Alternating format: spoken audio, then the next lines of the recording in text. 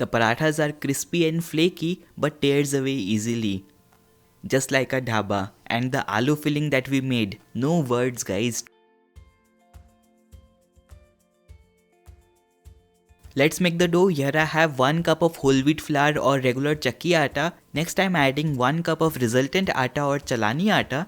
Dhabas normally use this for making tandoori rotis and parathas like this one. Many people also use this for making pani puri and all.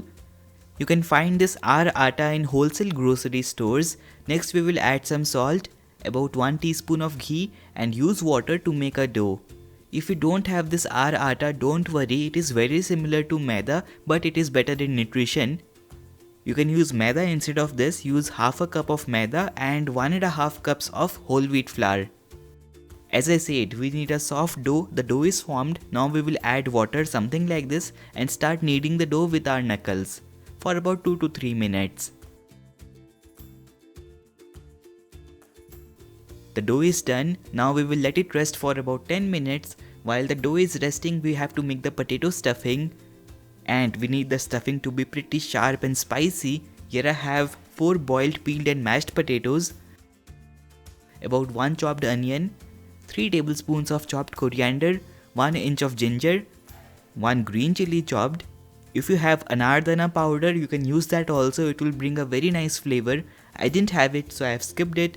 I'm adding the masalas, about 1 teaspoon of red chilli powder, 1 teaspoon of Kasoori methi, half a teaspoon of Amchur powder, half a teaspoon of kala namak or black salt, 1 teaspoon of roasted Jeera powder, half a teaspoon of Kalonji and salt to taste. Everything is in. We will mix it and mash it to make the spicy powerful aloo filling. This looks done. Now let's make the paratha. The dough is soft. We will divide it into portions. For making each paratha, we have to make 2 medium-sized portions like this one. Now let's roll them. You can dust it with some R Atta and begin rolling to a normal sized roti. Don't roll it very big.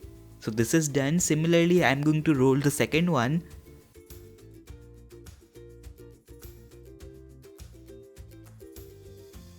Both have to be in the similar size. Now we will take one of the rolled roti, place about 2 to 3 tablespoons of the potato stuffing and spread it. Don't make the stuffing layer very thin, keep it medium, otherwise there won't be much flavor and the parathas can tear. Add about half a teaspoon of ghee on top and sprinkle some dry atta.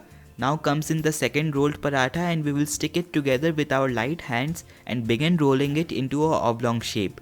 When we roll it like this, the dough layer gets very thin and it cooks crunchy. Plus, the potato stuffing studs in the dough, so the flavor comes out even better. As the chakla is small, I am rolling it on the counter now. This one is done.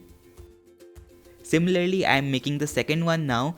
You have to sprinkle the dry flour over the potato stuffing only if the potato stuffing is moist and soft.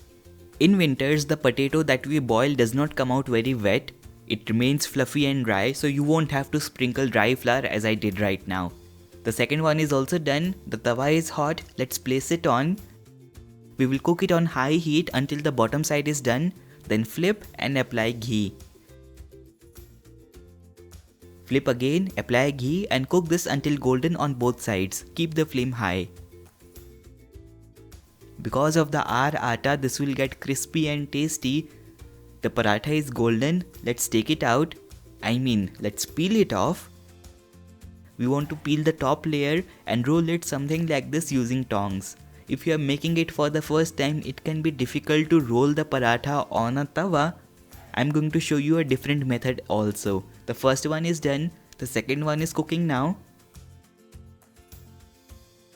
We will peel off the paratha, take it out on a plate and roll it with hands.